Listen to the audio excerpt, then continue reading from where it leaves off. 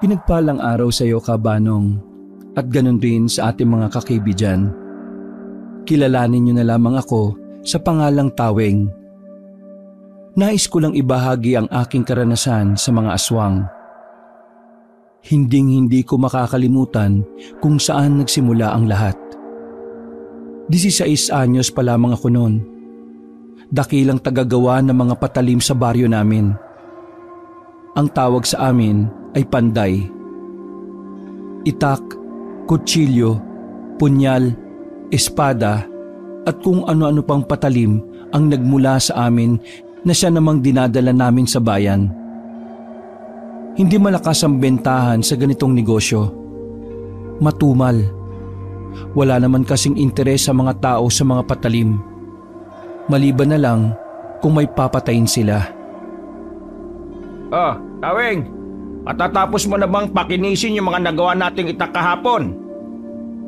Mamayang hapon ilalako na natin yan sa bayan. Kung mag-iba na lang kaya tayo ng hanap buhay, Tay. Napatigil si Tatay sa pagpupunas ng salamin nito. Oh, bakit? Napapagod ka na ba sa ganitong gawain? Hindi naman sa ganon, Tay. Ang liit lang kasi ng kita natin dito Kulang na kulang pa para sa araw-araw at sa panggamot ninyo. Tsaka, isa pa, sa susunod na pasukan mag-aaral na rin ako. Hindi naman natin pwedeng asahan ng paglalabadan ni Nanay. Malit lang din naman ang kitaan dun. Alam mo, Taweng, hindi natin pwedeng itigil ito. Nangako ko sa lolo ko at sa iba pa nating mga ninuno na ipagpapatuloy ko ito hanggang sa maitawid na sa bagong henerasyon. Kung nalilitan ka sa nakukuha natin dito, pwede ka namang maghanap ng ibang trabaho. Hindi naman kita pipigilan. Malaki ka na. Kaya mo nang magdesisyon sa buhay mo. Kaya mo nang mabuhay mag-isa. Tay, pinapalayas niyo na ba ako? Naman. Ang gusto ko lang sabihin nasa tamang edad ka na para sa mga bagay na dapat ikaw na ang nagdidesisyon. Tandaan mo lang na dapat nasa tama ka palagi, anak, ha? Ito namang tatay ko na to, kung makapagsalita, akala mo naman parang nasa pelikula. Yung tipikal na matanda na lolo ng lahat. Ay nako, magtigil ka nga. Anong sinasabi mong lolo ng lahat? Bata pa ako, no? Paano? Mukha ka ng 60, Tay. Nagtawanan na lamang kaming mag-ama. Kahit medyo naghihikaho sa buhay, masaya at magiliw naman ang pamilya namin. Kahit nagipit madalas, hindi nila pinababayaan kaming dalawang magkapatid. Kinagabihan, inutusan ako ng tatay ko na pumunta sa bukirin. May bukirin kasi sa amin na kung tawagin ay bukid ng Diyos. Ibig sabihin, walang nagmamay-ari nun kundi Diyos lang. Lahat ng tanim na naroon ay maaring kumuha ang kahit na sino. Kumbaga sa Ingles, charity ang tawag doon. Kasama ko si Ramses noong mga sandaling yon. Ang kapatid kong ampayat-payat dahil sa kakamaryang palad niya. Mula kasi nung matuli ay inaraw-araw na niya nung gumaling yon. Kuya, sigurado ka ba dito? Wala tayong magagawa, no? Utos ni tatay. Kailangan natin kumuha ng ampalaya, kahit 2 o 3 ampalaya lang daw. Kainis naman, oh.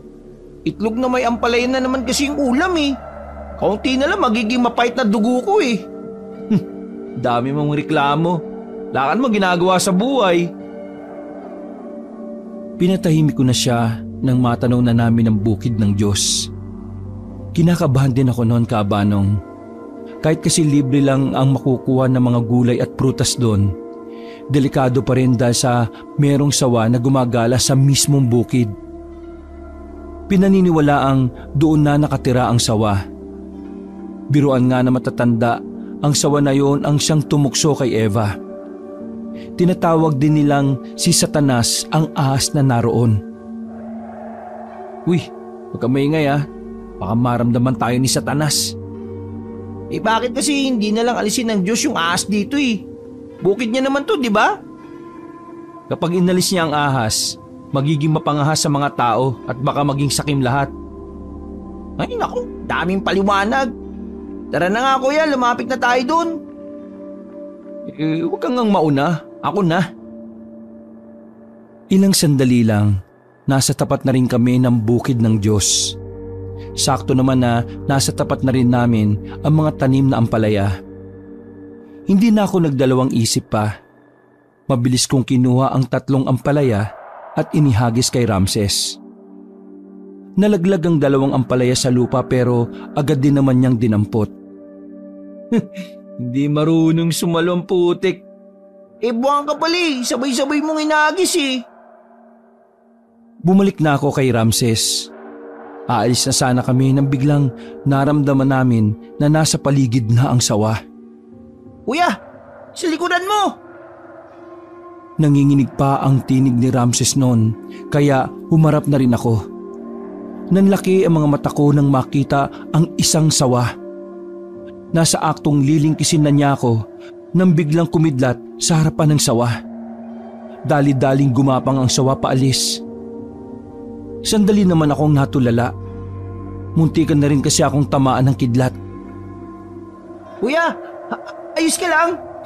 Sayang naman. Sira ulo to. Anong sayang ang pinagsasabi mo? Muntikan na nga akong tamaan ng kidlat eh. Sayang ka pa dyan. Napatingin kami sa lapag kung saan eksaktong tumama ang kidlat. Umuusok pa yon. Nagtaka kami nang may makita kaming isang bagay na naroon. Nang lapitan namin, napagtanto namin na yung pala ay isang espada. Nagbabaga pa yun nang makita namin. Medyo tabingi din ang hulmahan. Hindi namin alam kung galing ba yun sa kidlat o nandun na yun bago pa tamaan ng kidlat. Ang alam lang namin ay parang kakaiba yun. Kumuha kami ng tubig sa malapit na ilog at binuhusan namin ang espada. Nang maging malamig na yon, ay saka ko yung kinuha. Tara, umuwi na tayo. Pakita natin to kay tatay. Nagmamadali kami makabalik. Pagkakita ni tatay sa daladala ko, maging siya ay namangharin. Ang ganda kasi ng disenyo ng espada, Kabanong. Kahit kami, hindi namin kayang magdisenyo ng ganon. Detalyado ang mga guhit at mga baybayin na nakasulat doon. Hindi pang karaniwan ng espadang to ah. Saan to galing? Muntikan kasi akong malingkis ni Satanas eh. Buti na lang, biglang kumidlat sa harapan namin. Doon sa kinidlatan, biglang nandun na yan. Palagay ko tay, galing yan sa Diyos eh. Kung galing pala ito sa Diyos, Tawing, pandayin mo na. Ayusin mo yung pagkakatuwid ng espada. Medyo baliko oh. Baka para sa'yo talaga to. Ha? Ano naman ang gagawin ko rito? Ang iwa mo na sibuyas at bawang. O kaya pang-ahit mo sa bigote ni Papa. Anahimik ka nga. Kung wala kang magandang sasabihin. Teka. Ano ba talagang gagawin ko dito? Kapag natuwid mo na yan, itago mo muna anak. Baka magamit mo yan sa tamang pagkakataon. Tamang pagkakataon? Anak, kaya alagaan mo yan. Kaloob yan sa iyo ng Panginoon. Maraming araw pa ang lumipas. Madalas kong titigan ng espada na nakuha ko. Iniisip ko palagi kung saan ko ba siya pwedeng gamitin. Hindi naman pwedeng pangtabas ng damo kasi meron naman kaming itak. Hindi rin naman pwedeng pangtaga ng tao, wala naman akong kaaway. Hindi rin naman pwedeng pang-ahit sa bigote ni tatay kasi nag-aahit siya palagi at may labahas siya. Nakatingin lang ako sa dingding, Kabanong, kung saan nakasabit ang espada habang nakahiga ako sa papag. Kahit na anong gawin kong pag-iisip, wala akong maisip kung para saan ba yun. Kinagabihan, tahimik lang kaming nagluluto sa bakuran namin. Magkakasama kaming 3 ni tatay at ni Ramses. Habang si nanay naman, ay naggaganchilyo. Gumagawa siya ng basahan na maaaring maibenta. Ramses, bakit pa ang payat mo kahit ang lakas-lakas mong kumain? Ikaw na nga umuubos ng totong sa kaldero eh. Tay, pinapanatili ko lang yung ganitong katawan para sa diet ko, no? He, sira ulo. Mukha ka na nga mamamatay eh. Itigil mo na kasi kakatitig mo sa picture ni Maui Taylor paggabi. Naintindihan ko na. Ayos lang yan, Ramses, anak. Kasama sa pagbibinatayan. Pero dapat hindi sobra ha. Nakakatuyo ng utak yan. At dapat si Rosana Roses. Tinapi ko si Papa. Uy, marinig ka ni nanay dyan. Dadampi na naman sa mukha mo yung kaldero, Tay.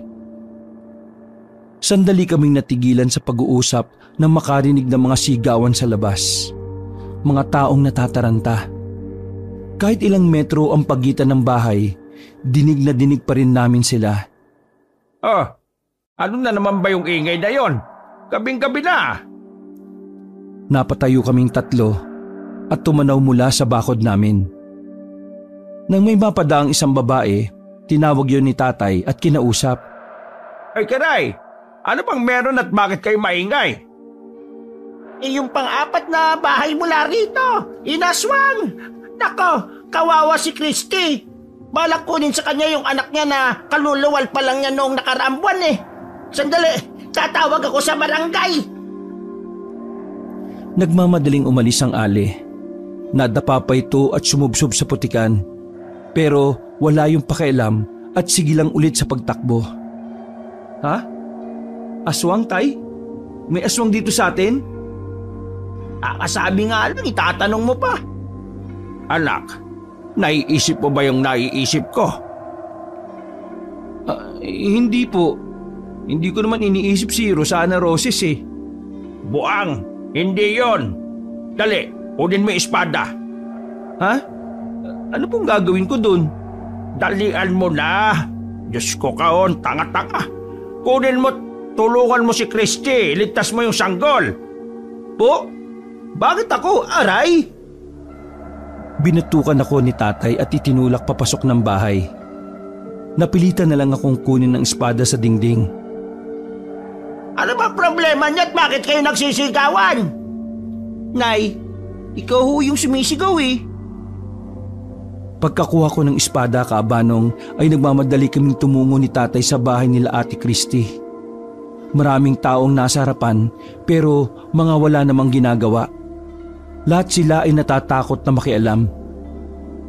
Tulong! Kunin yung anak ko! Nakaramdam ako ng awa kay Ate Christy. Mag-isa na lang kasi siya sa buhay niya. Iniwan kasi siya ng asawa niya nang malamang buntis siya. Tay, ako nang bahala. Kaya mong harapin yung aswang? Hindi ko alam, susubukan ko lang. Naglakad na ako papasok ng bakuran. Wala sa loob ng bahay ang aswang at si Ate Christy. Pumunta ako sa likuran at doon ko sila nakita. Nakasiksik si Ate Christy, hawak ang anak niya at ang supot ng bawang. Ate Christy, ayos ka lang ba? Anong yan? Tingin mo? Tingnan mo yung aswang na yan oh. Paano ako magiging maayos? Napalingon ako sa kabilang banda.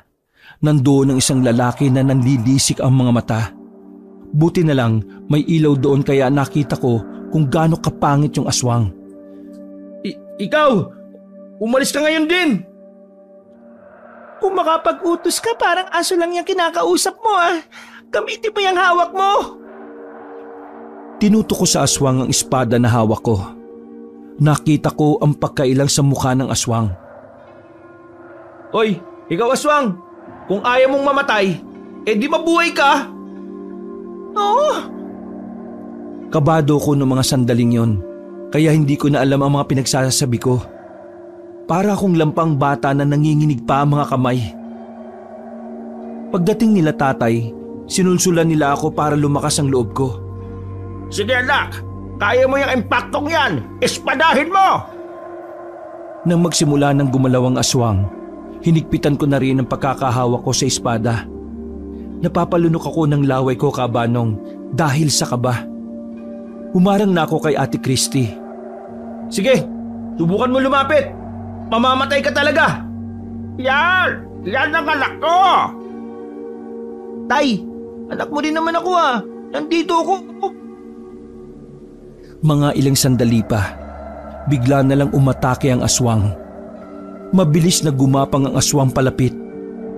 Agad ko rin namang hinataw yun ng espada. Tinamaan siya sa braso.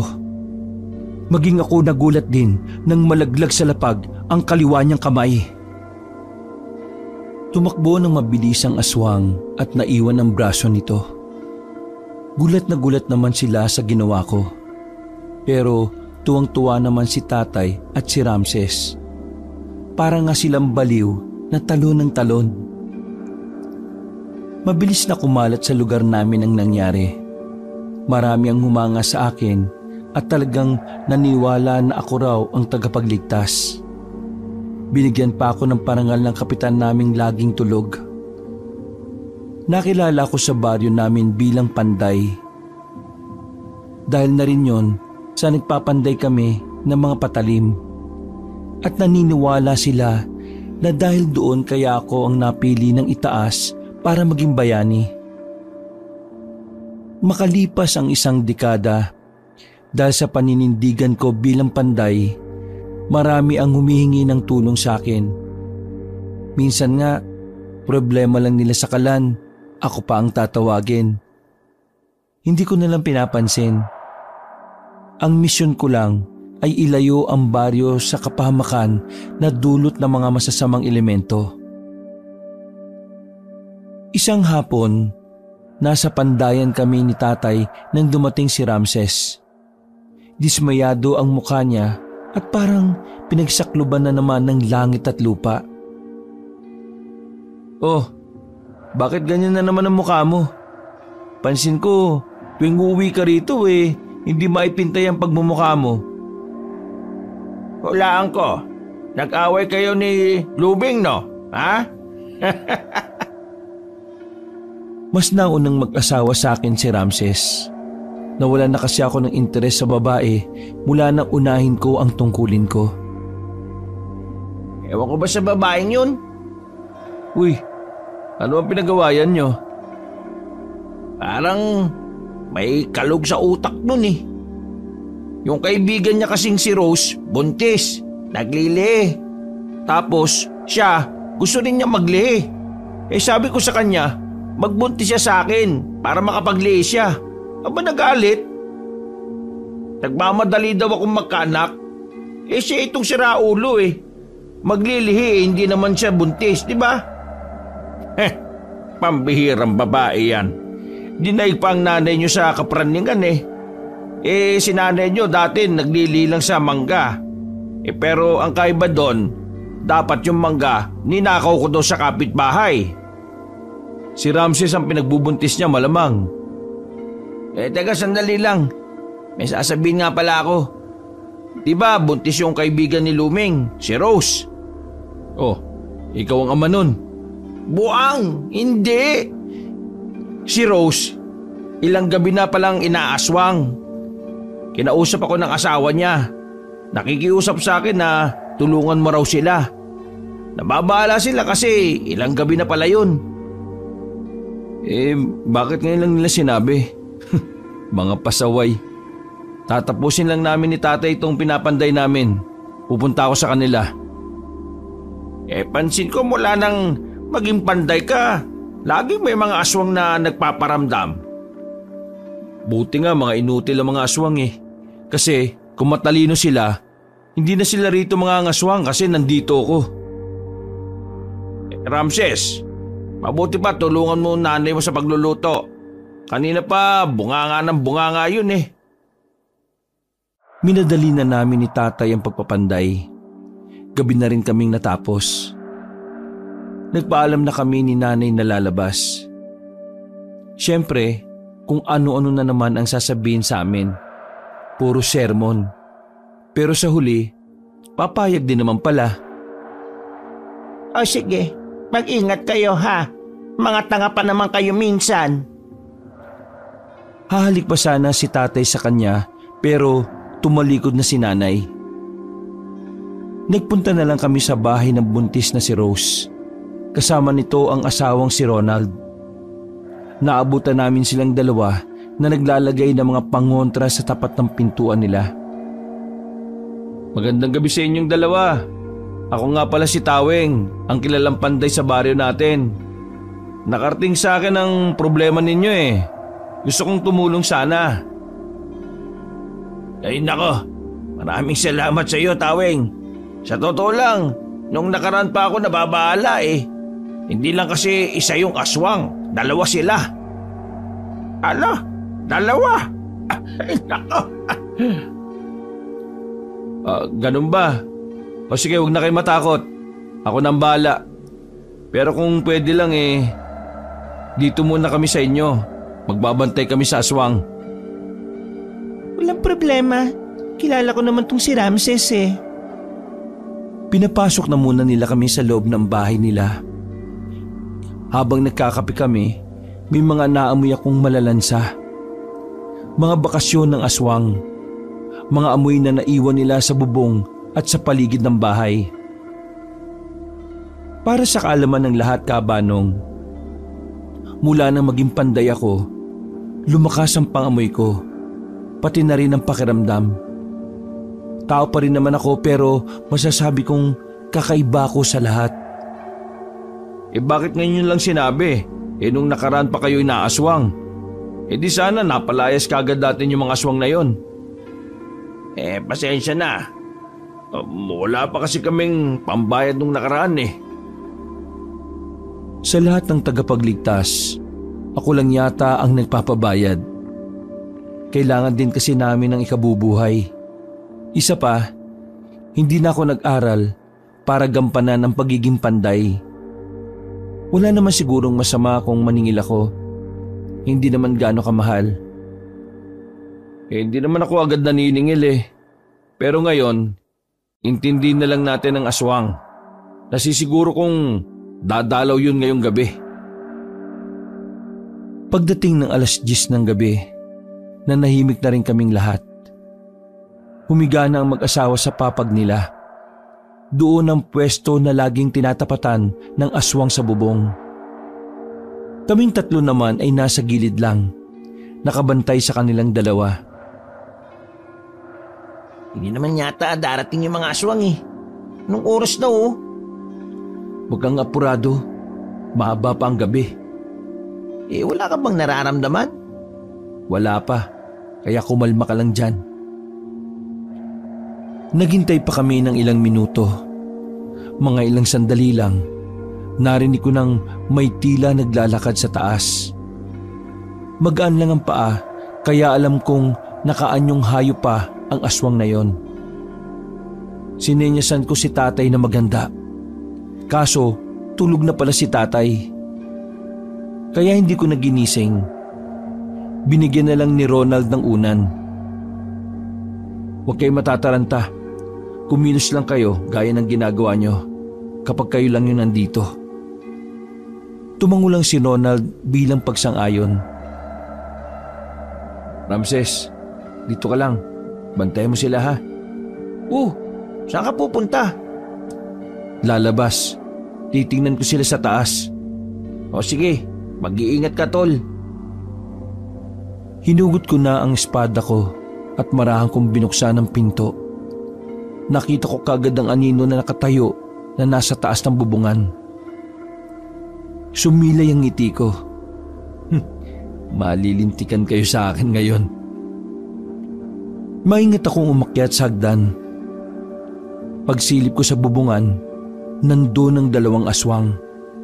Isang lalaki at isang babae na mahaba ang buhok.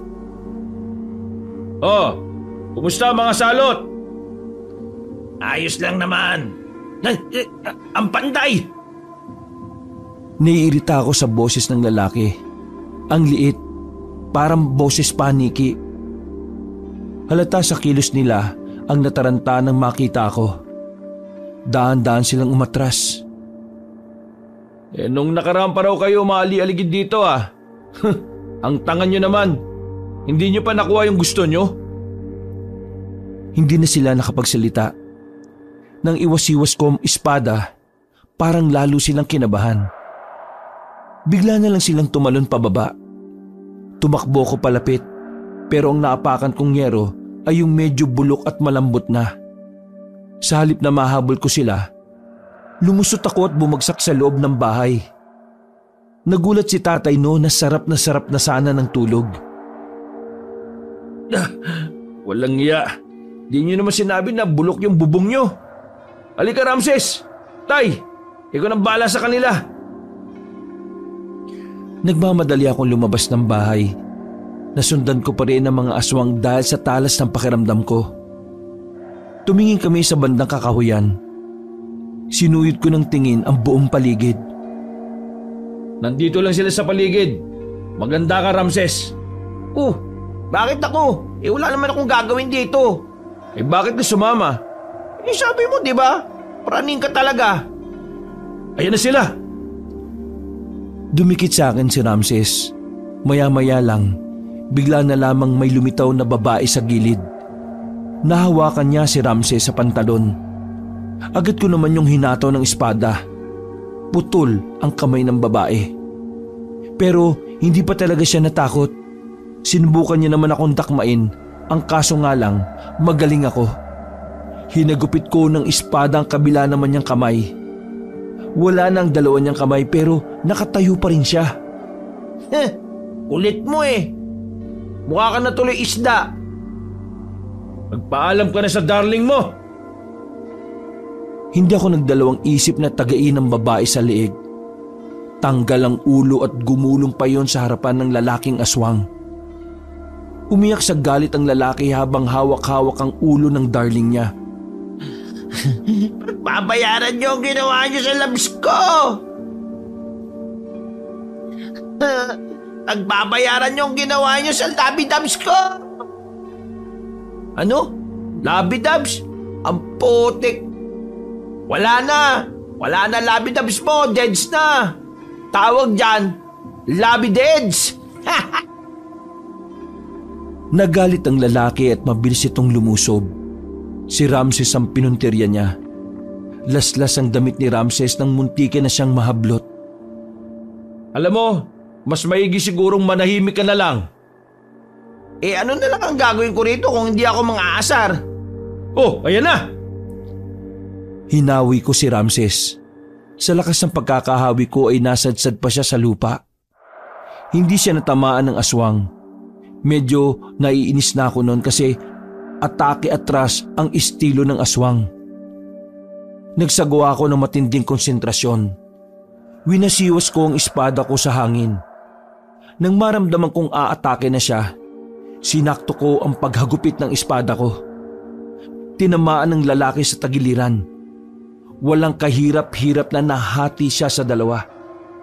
Pero hindi doon matatapos ang lahat. Nakakagalaw pa rin siya kasi nga aswang kahit nakalahati lang yon. Kaya ang ginawa ko kabanong, tinaga ko ang aswang sa leeg. Tanggal din ang ulo niya na gumulong pa sa ulo ng kanyang asawang babae. Muntik na magkis yung mga ulong pugot oh. Sayang! Huminga na lang ako ng malalim. Medyo kakaiba kasi ang mga aswang na yon kumpara sa mga naunang aswang na nakalabang ko. Mas mabibilis sila. Oh, tara na. Balikan na natin sila para sunugin na rin itong mga katawan ng aswang. Pagbalik namin sa bahay ni na Ronald, tulog pa rin pala si tatay. Hindi pa siya magigising kung hindi sisigaw si Ramses. Ano ba? Bakit kasi may sigaw? Buwang ka ba? Tay, tapos na misyon natin dito. Napatay na ni kuya yung aswang. Tulog ka ng tulog dyan. Ha? Talaga? Bakit hindi niyo ako ginising? Diba kasi kasama mo na si Rosana Roses sa panaginip mo eh. Nakakaya namang mang-istorbo. Lumapit sa akin ang mag-asawang Ronald at Rose. Inabot nila sa akin ang bayad nila. Maraming salamat ha. Hindi namin alam ang gagawin kung wala ka, Tawing. Napakahusay mo talaga. Sana huwag ka munang mamatay. Kasama din ako doon kanina, no? Maraming salamat din sa iyo, Ramses. O paano? Mauna na kami. Susunugin pa namin yung bangkay ng 2 aswang eh. Yung bubong nyo, pasensya na ha. Ay, huwag ka mag-alala. Binawas ko na sa bayad ko yung nasira mong bubong namin. Ha? O sige. Okay lang. Napapailing na lang ako ng mga sandaling yan, Kabanong. Samantala, kinuha ko ang lighter ni tatay. Binalikan namin ang mga bangkay ng aswang at saka namin sinunog. Tay, pahirap na kalaban ng mga aswang na nakakaharap ko. Palagay ko, mas marami pang mas delikadong aswang ang makakalaban ko sa susunod na mga buwan eh. Ganyan talaga kapag panday. Habang dumadami ang panalo, mas magiging mahirap ang mga susunod na laban. Kaya muna tayo. Nagugutom na ako eh. Oh, di ka ba uuwi sa inyo? Di binato na naman ako ng kawali kapag umuwi ako. Bukas pa lalamig ang ulo ni Luming. Kaya bukas pa rin ako uuwi. Siguraduhin mo lang kasi baka mamaya sumugod na naman sa bahay ang babae na yan. Nako, baka magpang-abot ang nanay mo at saka yung si Luming. Pareho pa namang praning ang mga yun.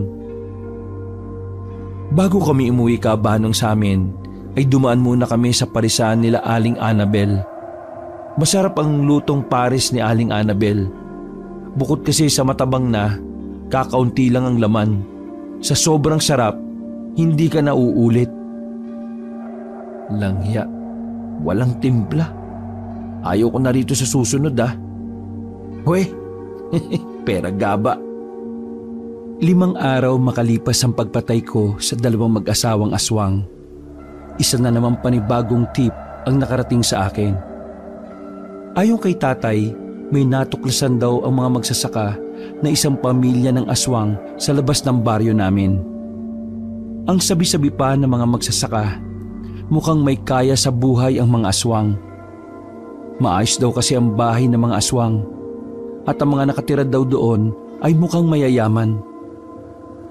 Dahil sa nakalap naming impormasyon, inihanda ko na naman ang sarili ko. Yun kasi ang unang pagkakataon na may makakalaban akong mas marami pa sa 2. Oh, Taweng, mukhang diyan ka na mamamatay sa pamilyang aswang na yan. Tutuloy ka pa ba dyan? Nasa hapagkainan kami noong umagang yon, Kabanong. Hindi maiwasang pag-usapan ang bagay na yon dahil halos lahat ng taga sa amin ay alam na yon. Nay, delikado man o hindi, kailangan kong gampanan ng pagiging panday. Pakiramdam ko kasi Diyos talaga ang pumili sa akin eh. Nangihina ang katawan ko kapag wala akong pinapatay na aswang. At isa pa, ako lang naman ang inaasahan ng mga taga rito eh. Oo nga naman. Wala naman tayong aasahan sa barangay. Si Kapitan matanda na. Puro sa opisina na lang yon. Tapos yung mga tanod naman puro lasinggero. Hayaan mo na si Kuya, Nay. Kaya niya na yan. Hindi naman yan magiging panday kung hindi niya kayang lagpasan eh. Ay nako, hindi naman ako nag-aalala sa kuya mo eh. Inaalala ko lang, kapag yan namatay, gagastos pa tayo. Ay, walang ya talaga tong babaeng to. Akala ko naman nag-aalala ka sa anak mo. Gastos pala iniisip mo. Huminga ng malalim si nanay. Napailing na lang siya. Siyempre, biro lang. Nag-aalala din naman ako. Pero wala naman akong magagawa. O sige, mag-ingat na lang kayo palagi, ha? Hindi natin alam kung kailan darating ang oras natin. Pagkatapos ng kainan namin, ay nagpasama na muna ako kay Ramses. Pupunta kami sa ilog para dasalan ang espada ko. Ginagawa ko yung kada buwan. Ang paniniwala ko kasi, mas lumalakas ang espada kapag inilalapit ko siya sa kalikasan. Mahangin pero mainit ang klima nang dumating kami sa ilog. Walang katao-tao. Kaming 2 lang ni Ramses. Kaya naman, pumwesto na ako sa bato na nasa gitna ng tubig. Nilad ko ang espada ko at parang inaalay ko sa kalangitan. Sinimulan ko ang pagdarasal. Pagkatapos ko magdasal, nakaramdam ako ng kakaibang presensya. Mabilis akong tumayo at tumingin sa paligid. Uy, may problema ba? Lalapit pa ako dyan? Diyan ka lang, hintay mo ko. Sinundan ko kung saan nanggagaling ang presensya. Nakahandaan na rin ang espada ko noon. Pagpasok ko ng kagubatan, isang bata ang sumalubong sa akin. Gwapong batang lalaki yon. Maputi ang balat. Talagang kutis mayaman. Ikaw po ba ang Panday? Isa kang aswang? Ang galing mo po. Paano mo nalaman? Kasi ako nga ang Panday. Papatiin mo ba ako kasi aswang ako?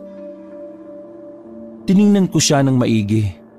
Maamo ang mukha niya. Parang napaka-inosente. Medyo nag-aalangan ako noon. Hindi ako handa sa mga batang aswang. Medyo kahinaan ko kasi ang mga bata. Lalo na kung hindi uhugin. Nasaan ba yung mga kasama mo? Kasama? Gusto mo po ba silang makita?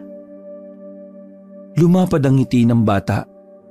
Nakakaloko ang ngiti na yon, kaya ramdam kong sinusubukan niya lamang ako. Pasensya ka na bata pero wala sa bokabularyo ko na may palagpasin na aswang. Iniangat ko na ang espada ko sa ere nang biglang magsalita siya ulit. Pangarap kong maging tao Natigilan ako sa sinabi niya. Parang nagiging epektibo ang mga sinasabi niya dahil nakakaramdam ako ng awa. Unti-unti kong binaba ang espada ko. Hinawakan niya ako sa kamay. Kuya, tulungan mo naman ako. Sama ka sa akin. Napalayo ang bata sa akin nang batuin na siya ni Ramses ng bato. Dumugo ang ulo niya. Huwag kang makikinig dyan, kuya. Nililin lang ka lang yan. Nakabalik ako sa katinoan noon. Doon ko lang napagtanto na sinusubukan niya pala akong ihipnotismo. Magbabayaran niyo ang ginawa niyo sa akin. Tumakbo na mabilis ang bata. Agad din naman lumapit sa akin si Ramses. Uy, ano ka ba kuya? Tulig ka ba? Mapapahama ka sa ginagawa mo Buti na lang sumunod ako. Kung hindi, baka patay ka na. Munti ka na akong mapasailalim ng hipnotismo Salamat at dumating ka. Palala na ng palala mga aswang na naglilitawan ngayon. Saan galing yung mga tukmol na yan? Di ko alam. Pero bumalik na lang muna tayo.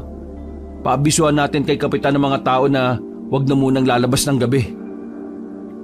Umalis na rin kami doon. Dumiretso kami ng barangay. Nakausap namin si kapitan na kagigising lang. Agad din naman niyang inutusan ng mga tanod para ipaalam sa mga residente ang sinabi namin. Umuwi na kami sa bahay. Naabutan namin si tatay na nilalagnat. Hindi naman gaanong mataas pero mainit talaga ang katawan niya. Kanina, may manong na nagtanong sa kanya. Tinapik siya sa balikat. Pagpasok niya rito agad naman siyang nilagnat. Palagay ko aswang ang nakausap ng tatay niyo kanina. Ay nako, ito na nga ba sinasabi ko May sinabi ka ba? Ang ibig ko sabihin ay, nung nakaraan ko pa iniisip na baka pati kayong pamilya ko idamay. Anong gagawin natin yan? Baka sa susunod na araw si nanay naman ang lalagnatin. Huwag mong intindihin si nanay. Kalabaw yan. Si tatay ngayon ang intindihin natin, Ramses. Sige, kumuha ka ng mga halamang daon kina Aling Felicia. Sabihin mo may sakit si tatay. Sige. Nay, wala ba kayong malilipatan ni tatay na bahay? Kahit sa mga kamag-anak nyo lang muna.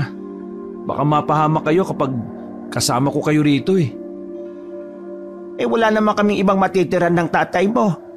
Alam mo naman ang mga kamag-anak namin, mga mata pobre. Delikado kasi kayo rito Ayos lang kami rito ng tatay mo. May naisip naman akong paraan eh. Paraan? Ano? Marami akong biniling pangontra. Isasabit ko sa leg ng tatay mo at sa akin. Ay pambihira ka na Kaya pala wala ka ng pera eh. Ang pera, kikitain yan. Ang buhay, hindi nababalik. Kanina ko pa dapat ito'y sinuot sa kanya eh. Kaso, ang arte ng tatay mo. Ayaw ng maraming nakasipit. Mabuti naman at ginagamit niyo yung utak niyo, Nay. Tama yan. Para kahit iwan ko kayo rito, wala nang aswang na makakalapit sa inyo. Pero, epektibo ba yan? Sabi nung Ale. Ay Diyos ko, di pala kayo sigurado?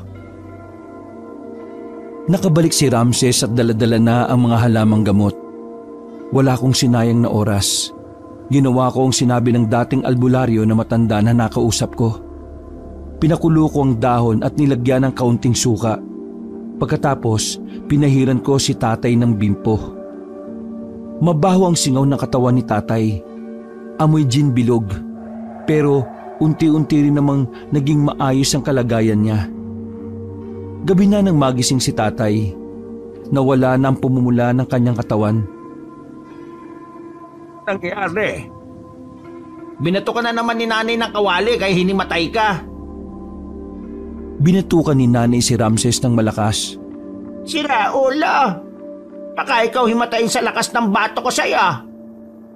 Tay, yung isang aswang na nakausap mo kanina, nilagyan ka ng sakit kaya ka nilagnat. Naalala ko na. Kanina kasi hinahanap ka niya eh. Ang sabi niya sa akin magpapatulong daw siya sa iyo. Hindi ko alam na aswang na pala yun. Pasensya na tay kung wala ako dyan kanina.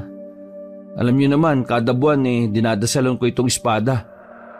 Tsaka may nakita rin kaming batang aswang sa gilid ng ilog.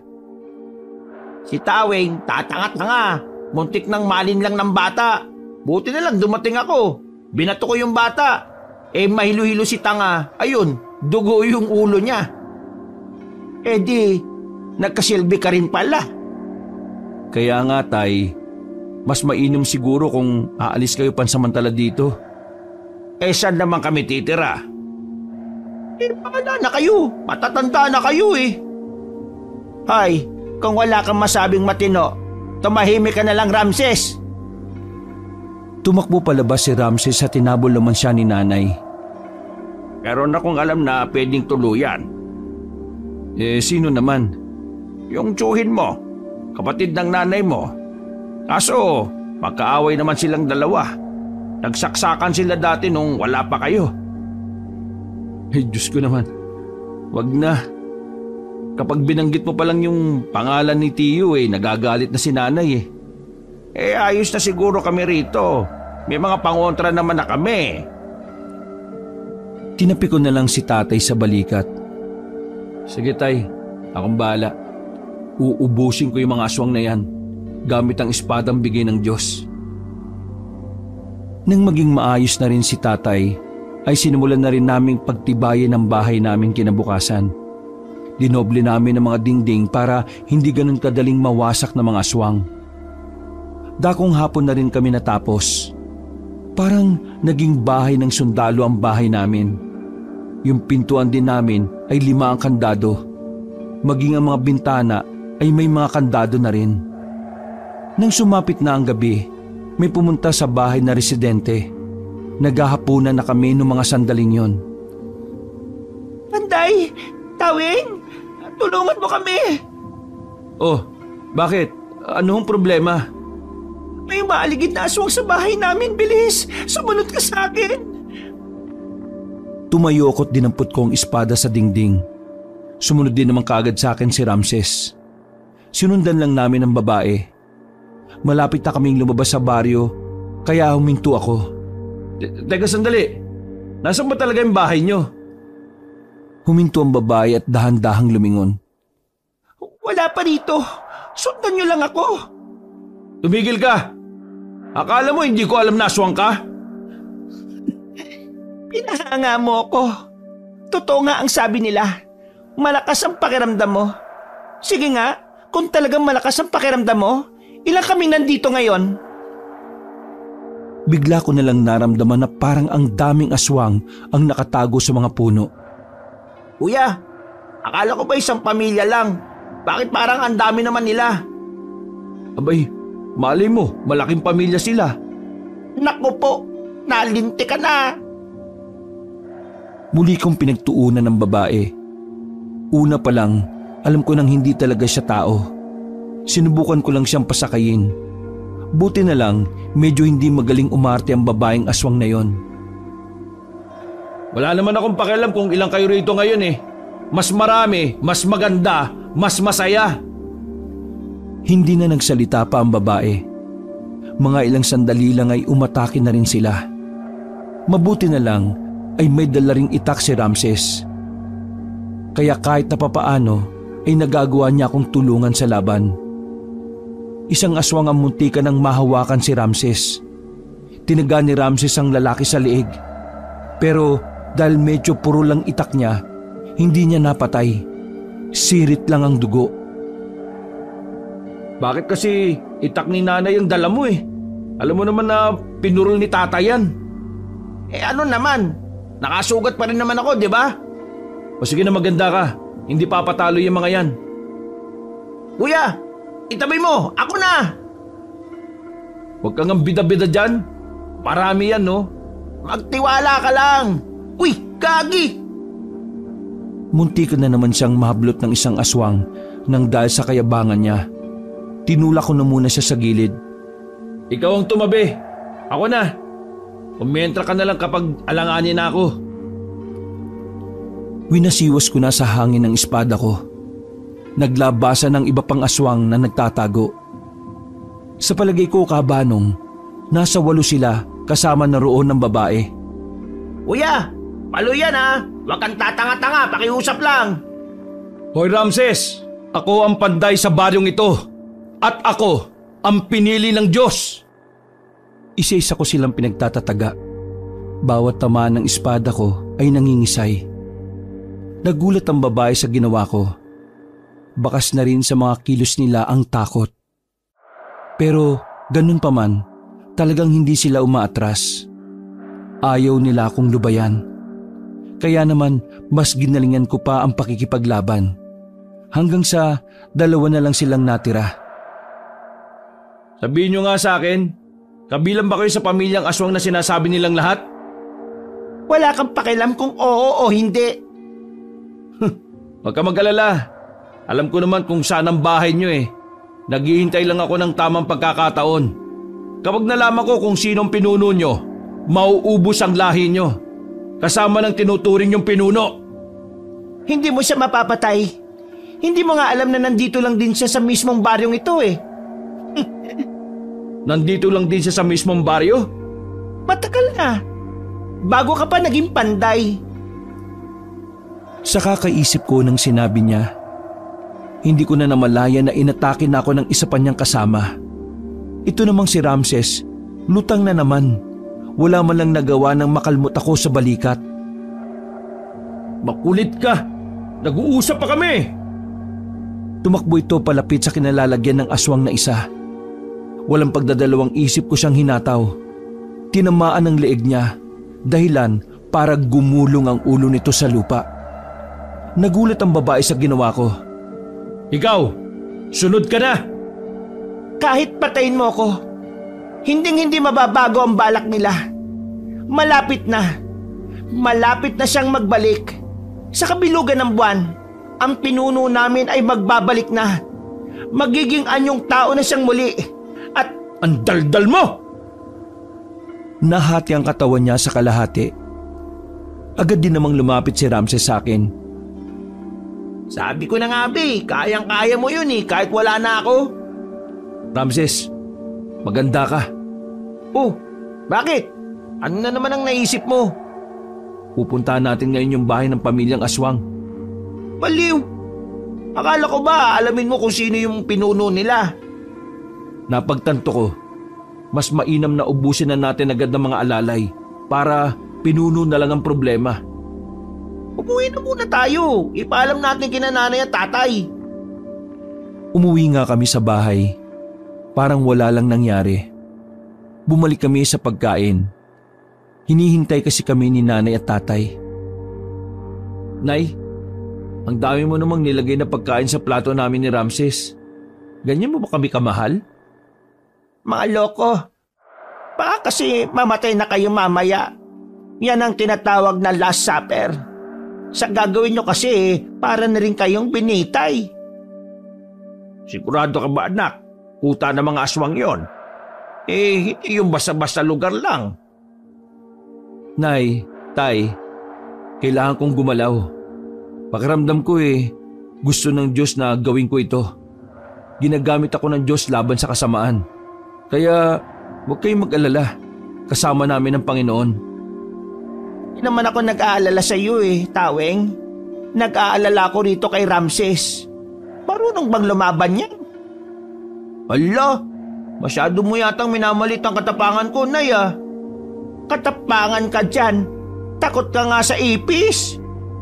Basta, gusto ko nang mag-ingat kayo palagi ha. Hindi ko kayo pipigilan kung yan talaga ang misyon na bigay sa iyo ng Diyos. Sige po, pangako, makakabalik kami ng buhay. Kaso nga lang kabanong, hindi kami natuloy ni Ramses na umalis. Nagtay kasi kami ni Ramses dahil sa luto ni nanay na gata. Samantala, kinaumagahan ay nagkalat na naman ang mga tsismosa sa labas. Pinag-uusapan nila ang mga naiwang bangkay ng mga aswang sa kalye. Nakalimutan kasi namin ni Ramses na sunugin ang mga yon. Pagsapit ng tanghali, sumama ako kay tatay. Pupunta kami sa bayan para dalhin ang mga pinanday namin. Makalipas kasi ng ilang araw, sa wakas ay may nagka-interes na ring bumili. Tay, malayo pa ba tayo? Naglalakad kami sa gilid ng kalsada sa bayan. Mabigat ang mga bitbit namin kaya ako na lang halos ang nagbitbit ng lahat. Nakikita ko na yung maliit na tindahan. Ayun Tara, lumapit tayo ron. Paglapit namin ay tinulak ni tatay ng marahan ng pinto. Pagpasok pa lang namin ay nakita na namin ang iba't ibang espada, itak, kutsilyo at punyal na nakabalandra lang sa mga dingding. Kolektor pala ng mga patalim ang pagbebentahan namin. Sinalubong kami ng isang matandang lalaki na uugod-ugod na. Isang malaking karangalan na makabili ng patalim mula sa panday ng Baryo Magsilang. Ako ay tagahanga mo, iho. Naku, nakakatuwa naman kayo. Si Mang Elmer, matagal na yung kolektor ng mga patalim. Sa katunayan, hindi lang naman ang obra maestra nyo ang dahilan kung bakit ko kayo pinapunta rito. Ano po?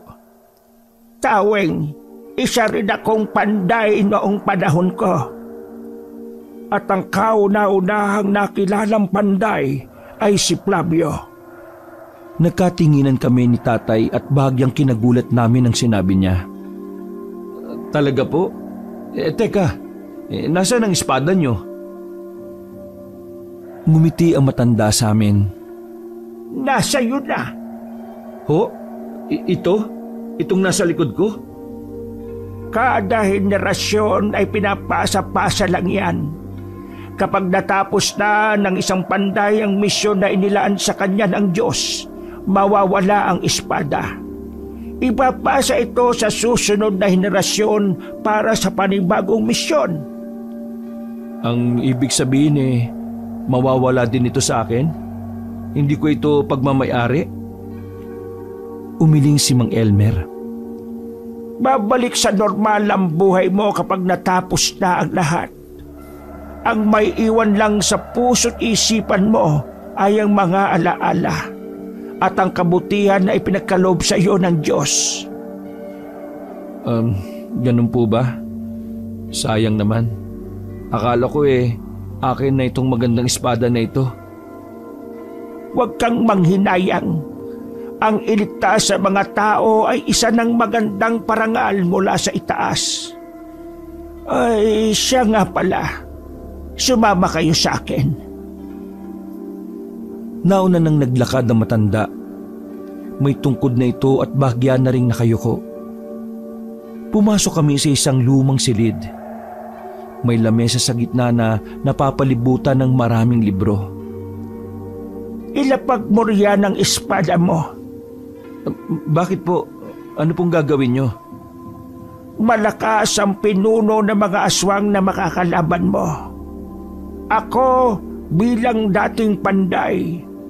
Ako ang magbibigay ng huling dasal para lumakas pa ang espadang ito.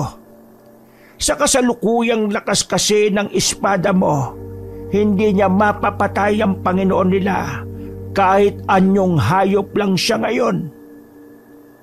Huling dasal? Bakit huling dasal? Dahil ang huling dasal, yun na ang bukod tanging dasal na makakapagpaunlad sa kanya. Wala nang iba pa. Sinenyasan na ako ni tatay. Dahan-dahan kong inilapag ang espada ko roon. Lumapit naman agad si Mang Elmer. Hinawakan niya ang espada. Nagulat ako nang sugatan niya ang palad niya gamit ng espada ko. Maya-maya lang, narinig na lang namin ni tatay na pabulong siyang nagdarasal. Ang tagal ng dasal na ginawa niya. Umabot yata kami ng halos 45 minutos. Pagkatapos niyang dasalan, huminga siya ng malalim at saka nito ibinalik sa akin ang espada. Ipahinga mo ang sarili mo, iho. Linisin mo ang utak mo.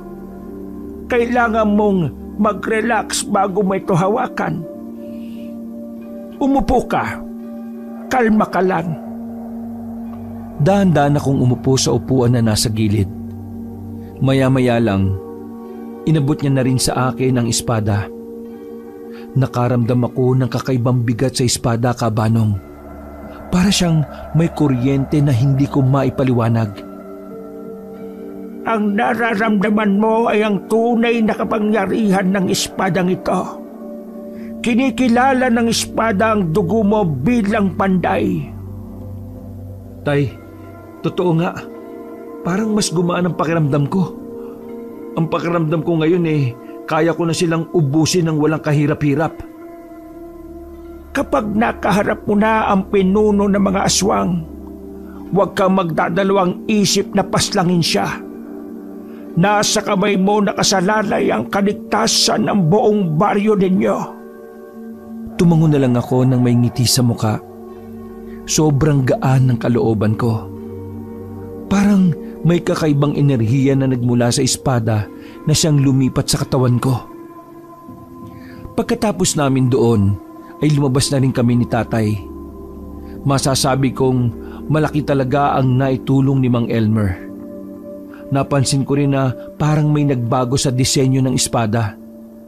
Dahil siguro yun sa ginawa ni Mang Elmer. Pag-uwi namin sa baryo, may problema na naman akong inabutan. Napadaan kasi kami sa barangay ni tatay. Bangkay ng isang lalaki ang nakita namin doon. Pagkatingin ko, naramdaman ko kagad na aswang ang gumawa nun. Naiwan pa ang amoy ng aswang. Pero ang mas malala, pinatay ang lalaki kahit tirik daw ang araw. Ilan sa mga tricycle driver ang nakakita. Narito na ang panday! Matutulungan na tayo ng panday! Panday, tulungan mo kami! Mukhang kumakalat na ang mga aswang! O sige na, kumalma na kayo. Pangako ko sa inyo, ibabalik natin ang kapayapaan sa ating baryo. Higit pa rito mga taong umaasa sa iyo, anak. Kaya gawin mo kung anong nararapat. Mabuhay ang panday! Nagsigawan ng buong baryo ng mabuhay. At may isang taga-baryo pa ang kumanta. Panday, panday, panday! Panday, panday, panday! Bago kami umalis sa barangay, ay kinuha na rin ang bangkay ng lalaki. Umuwi na lang muna kami sa amin. naabutan namin si Ramses na nasa banyo pa rin. Langya ka, Ramses. Umalis kami kanina, nandiyan ka. Ngayon, nandiyan ka pa rin? Diyan ka na ba natulog? Nasira yata yung tiyan ko eh. Pambihira. Mahina. Gaya mo ko sa'yo. Panday ka eh. Nasaan ba si nanay? Naglabada pa sa katabing baryo. Tatayo na sana ako sa kinauupuan ko nang bigla na lang akong kabahan. Napahawak ako sa dibdib ko. O anak, bakit? Masakit ba puso mo? Tay, bigla akong kinabahan eh. Si nanay, baka nasa alanganin siya. Hindi na ako nagsayang ng oras, Kabanong. Tumakbo ko palabas ng bahay. Malapit lang naman sa amin ang kabilang baryo kaya nagtungo na ako roon. Inisa-isa ko ang mga bahay na maaring paglabadahan ni nanay. Nakarating na ako sa gitna nang makita ko si nanay na naglalakad dala ang planggana. Nay! Bakit ka nandito? Dede ka ba? Nay naman eh. Seryoso ako. Wala ka bang nararamdaman na kakaiba kanina bago ako dumating? Nay, bigla kasi akong kinabahan eh. Akala ko nga nasa panganib ka eh. Sa totoo niyan, anak, kanina habang naglalaba ako sa bakuran ng amo ko, parang may kung sinong nakamasid sa labas ng bakuran. Kaya nga minadali ko na ang paglalaba. Hindi ko na rin tinanggap yung ibang labahin. Wala ba kayong nakita? Wala. Basta yung pakiramdam ko lang parang may nakatingin sa akin. Iginala ko ang tingin ko sa paligid, Kabanong. Meron akong nararamdaman at naaamoy na aswang. Pero dahil kasama ko si nanay, pinalagpas ko na muna yon. Huwag kang mag-alala, Nay. Kasama mo naman ako eh. Sasabayan na kitang umuwi. Maraming salamat, anak. Masama rin talaga ang pakiramdam ko kanina. Buti na lang dumating ka. Naging ligtas naman si nanay nun. Mabuti na lang talaga at naunahan ko kung ano man ang gustong gawin sa kanya ng aswang na nagmamasid. Hindi epektibo ang pangontra na suot-suot ni nanay. Mukhang naloko lang siya ng pinagbilhan niya. Kaya naman mas lalo kong nabahala para sa kaligtasan niya. Kaya naman para hindi na rin ako nababahala, kinapalan ko na ang mukha ko. Bumalik kami sa bayan. Nakiusap ako kay Mang Elmer na kung pwede, doon muna si nanay at tatay sa kanya. Agad din naman siyang pumayag. Pagsapit ng gabi, dalawa na lang kami ni Ramses sa bahay. Nag-aanda na kami para sa paglusob ng sinasabi ng mga magsasaka. Ang bahay ng mga aswang. Ay nako, nakakapanibago. Wala sila nanay at tatay rito. Naninibago ka kasi walang kumukonsinti sa katamaran mo, Ramses. Delikado pupuntahan natin, no? Pwede namang hindi ka na sumama. Ayaw ko rin namang mapahamak eh. Sus, nabibigatan ka lang kamo, yun ang sabihin mo. Oo, ang bigat mo. Huwag ka mag-alala. Hindi na ako magiging pabigat. Lalaban ako kahit hindi ako panday. Sigurado ka? Oo, tsaka hindi ko kayang isipin na lumalaban ka na mag-isa, no? Sasamaan kita. Sus, nagdrama ka pa. Hindi, seryoso ako, no? Tsaka gusto ko rin patunayan kina nanay at tatay na kaya ko rin naman magligtas ng buhay. Gusto ko na ipagkatiwala rin nila sa akin ang pamilya natin. Ano ka ba naman? Huwag mo nang isipin na walang silbi ang tingin nila sa'yo. Matabi lang ang dila ni nanay pero tulad ko, mahal ka rin nun. Sus, tara na nga. Baka pa makaiyakan tayo dito. Sigurado ka ba na hindi ka na nagtatae? Hindi, pero bahala na. Kinuha na ni Ramses ang itak niya. Sa pagkakataong yon, Kabanong, ay itak na ni tatay ang dala niya. Sobrang talas kumpara sa itak ni nanay. Isinukbit ko na rin ang espada sa likuran ko. Nagsiksik na rin kami ng kanya-kanya naming punyal. Alternatibo lang sakaling malagay kami sa alanganing sitwasyon. Ano? Handa ka na ba? Handa na ako, kuya. Kabilugan ng buwan ay umalis kami ng bahay. Alam ko na sa ganoong panahon mas malakas sa mga aswang. Hindi ko alam kung ano ang meron sa buwan, pero ang sabi ng matatanda, iba ang aswang kapag bilog na bilog ang buwan. Saan tayo dadaan, kuya? Papasok tayo ng... Teka, sandali. Oh, bakit? May sumusunod sa atin. May aswang na kagad? Hindi. Pakiramdam ko, tao lang din yon. Teka lang. Binunot ko ang espada ko sa likuran ko. Maraan akong lumapit sa gilid ng puno.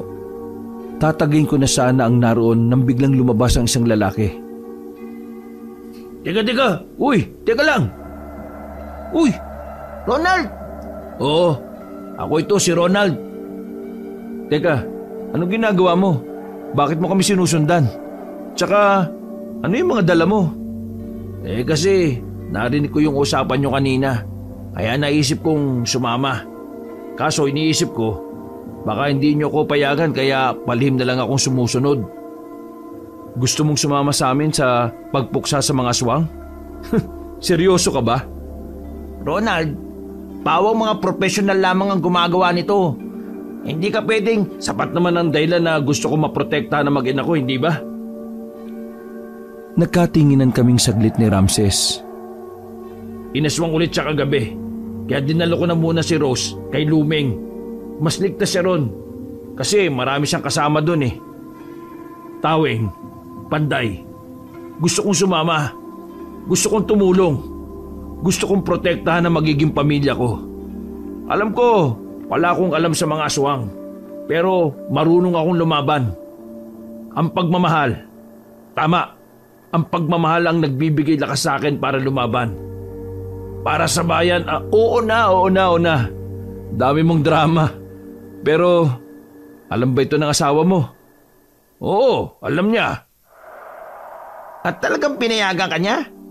Oo, alam niya kasing para sa kanila naman ang gagawin ko eh. At saka, iba si Rose. Hindi siya gaya ni Luming na walang tiwala sa'yo. Ba't lukong to ah? Kung ayos naman pala ang lahat di tara na. Walang sisiyan kapag namatay ka. Bago kami naglakad ay nagpahabol pa si Ronald. Pre, sabi nga pala ni Luming, sabihin ko raw sa'yo na hiwalay na kayo. Ano? Hiwalay na kami? Talaga? Wala akong pakialam. Matagal ko na rin gusto makipaghiwalay hindi naman masakit Sus, manahimik na nga kayo. Papasok na tayo sa gubat. Nanahimik na rin ang dalawa. Pero si Ramses, narinig ko pa rin umiiyak pero hinihinaan lang niya. Makalipas lang ang halos kalahating minuto. May natanaw na rin kaming bahay. Hindi lang isa, kundi 5 bahay ang magkakadikit. Yari lang sa kahoy pero may ikalawang palapag pa. Pero isa sa mga bahay na yon ang pinakamaganda. Yun lang kasi ang may maraming ilaw at pintura. Ito na ba yung kuya? Oo, eto na yun. Nararamdaman ko. Teka, huwag ka kang umiyak. Naiirita ako Akala ko ba hindi masakit? Kaya palang dami nila. 5 bahay pala yan. Parang sa maikling panahon lang nakapagparami sila. Hindi tayo pwedeng magtanga-tangahan dito. Isang maling kilos lang natin, patay tayo kaagad dito. Anong gagawin natin? Tumigil na rin sa pag-iyak si Ramses. Nakatuon na ang atensyon niya sa misyon namin. Walang mag-iwalay. Lalapit tayo. Unti-untiin natin sila. Pero dapat, hindi tayo gagawa ng ingay para hindi sila mabulabog. Ayos. Ihahanda ko na itong pana ko Bakit? Asintado ka ba? Oo, asintado ko.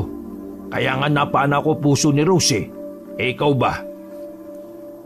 Tinakpan agad ni Ronald ang bibig ni Ramses nang muntikan na naman itong maiyak. Hoy, kayong dalawa, kung ganyan lang din naman kayo, iwan nyo na lang ako mag-isa dito. Mas malalagay tayo sa alanganin sa ginagawa nyo Kaya ko naman sana na mag-isang lumusob pero inaalala ko kayo. Baka mamaya mauna pa kayo mamatay sa akin Nanahimik na sila. Pinagpatuloy namin ang paglalakad. Nagawa namin makalapit sa likod ng isang bahay nang walang nakakaramdam. Ronald, mas maliit ka. Kasya ka ba sa silong ng bahay? Tingnan mo lang kung maraming aswang sa harapan. Binitiwan saglit ni Ronald ang mga dala niya. Oo, kasya ako dyan. Walang pag-aalinlangan si Ronald. Buong buo ang loob niya. Mabilis siyang nakasuot sa silong. Makaraan lang ng 2 minuto ay nakabalik na kaagad siya. Marami sila. May nagiinuman pa. Ikaw ang pinag-uusapan nila Sabi nung isa, papatayin daw ng pinuno nila ang Panday. Walang ya. Doon tayo sa kabila. Gumapang kami papunta sa kabilang bahay. Mabuti na lang ay medyo madilim sa parting yon. Sa pangalawang bahay, medyo tahimik na doon.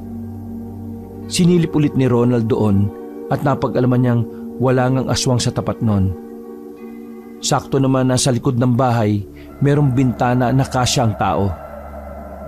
Tara dito, pumasok tayo dito. Isa-isa kaming umakyat. Pagpasok namin sa loob ay nakasindi ang gasera na inabutan namin. Pero walang laman ang bahay na yon, kaya doon muna kami tumambay. Anong gagawin natin dito? Matutulog?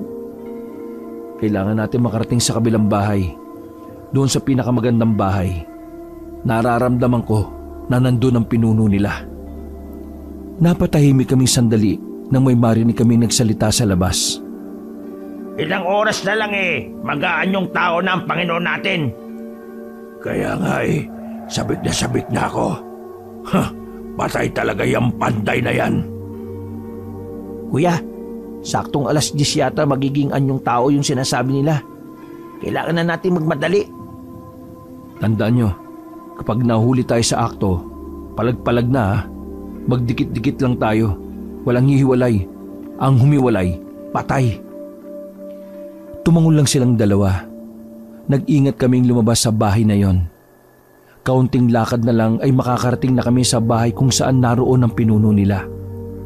Ang kaso nga lang, nagkataon na bumalik yung 2 aswang na napadaan. Nakita nila kami. Kaya naman agad ko na silang hinataw ng espada ko.